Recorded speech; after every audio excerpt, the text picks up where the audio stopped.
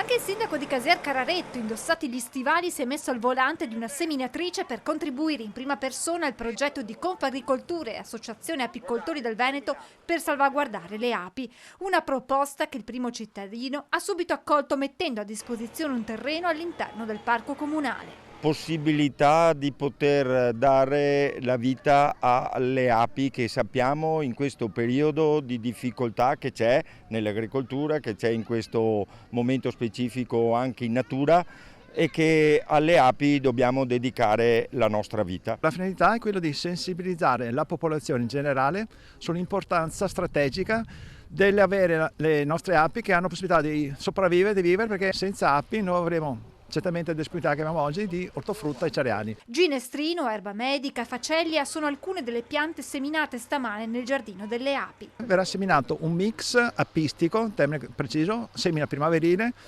Questo mix si compone di 15 specie diverse e che sono tutte quante specie che hanno un'attrazione per le api. Alla giornata hanno preso parte anche i bambini della prima elementare di Casiera, ai quali il sindaco ha spiegato il progetto, mostrando poi come in passato si seminava prima dell'avvento delle macchine. Dobbiamo ricordargli a loro da dove arriviamo, il modo in cui l'agricoltura ha avanzato. Diciamo che non tutto arriva dalle macchine. I semi rimasti verranno divisi in sacchettini che saranno poi consegnati nelle scuole perché gli alunni possano a loro volta seminare nel proprio giardino o in terrazzo piante e fiori che aiutino le api. Ma l'intero progetto, che oltre al giardino punta a promuovere a livello territoriale l'apicoltura, verrà presentato il 20 maggio a tutta la cittadinanza.